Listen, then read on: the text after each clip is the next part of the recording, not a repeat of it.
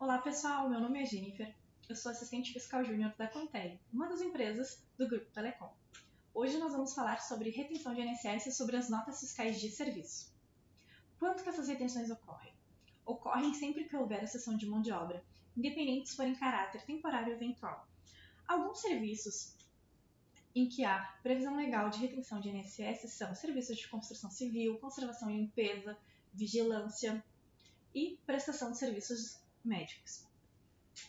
Aqui nós temos um exemplo de como essa retenção ocorre na nota fiscal.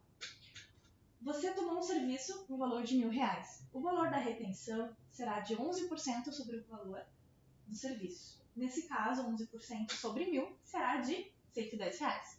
O valor pago ao prestador será de R$890, ou seja, é o valor do serviço menos a retenção. Aqui nós podemos destacar duas situações. Primeiro, é de obrigação do prestador efetuar o devido destaque das retenções de nota fiscal. Não somente de INSS, como as demais retenções, mas nesse caso estamos falando especificamente sobre retenções de INSS. E é de dever do tomador efetuar o recolhimento desses valores à Receita Federal. Caso você identifique que você recebeu uma nota e não tem o destaque da retenção, ainda assim esse valor deve ser recolhido.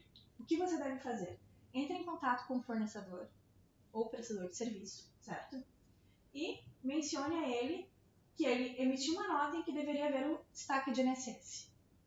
Caso não haja mais tempo hábil para o cancelamento desse documento fiscal, nós vamos efetuar essa retenção e você informe ao prestador que a retenção foi executada, certo? E que esses valores podem ser ressarcidos a você via acerto financeiro. Todas essas informações estão dentro da Instrução Normativa 971 de 2009.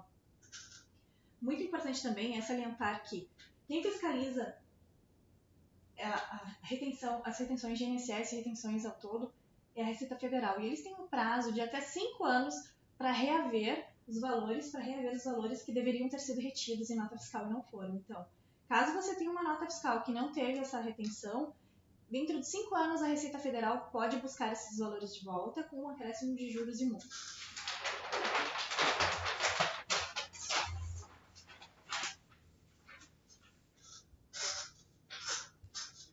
Outro ponto é sobre a dispensa da retenção.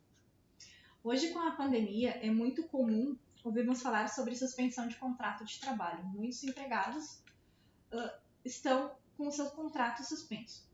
Ocorre que, em alguns casos, o prestador pode alegar que ele é o proprietário da empresa e optou por não utilizar a mão de obra de um funcionário para executar o serviço, pois ele mesmo executou. Aí a dúvida é, ele deve ou não efetuar a retenção? A resposta é sim, ele deve. Porque a Instrução Normativa 971, ela prevê apenas 3 situações em que a retenção é dispensada. Primeiro, não ter empregado cadastrado. Segundo, o faturamento ele deve ser inferior a 2 tetos do INSS, que hoje é 12.404,12. E o terceiro é que o DARF deve ser inferior a R$10. No exemplo que nós citamos, o prestador optou por ele mesmo executar o serviço e não utilizar a mão de obra. Aqui, a normativa diz que ele não deve ter empregados cadastrados. Então, ele deve sim efetuar o recolhimento. E no caso de o prestador ter alguma dessas situações aqui, e ele esteja dentro da situação de dispensa da retenção, ele deve fazer uma declaração informando o motivo da dispensa e essa retenção deve acompanhar a nota fiscal. Se essa declaração não acompanhar a nota fiscal, a retenção deve ser feita sim. Então, nós pedimos a você, nosso cliente, que ao receber uma nota fiscal, olhe, analise, caso você perceba que deveria ter uma retenção e não houve o destaque, entre em contato com o prestador de serviço, certo? Comunique a ele. Caso ainda tenha tempo hábil para emitir um novo documento, esse novo documento será emitido, ou então sinalize para que nos próximos documentos fiscais emitidos que essa retenção tenha o destaque correto.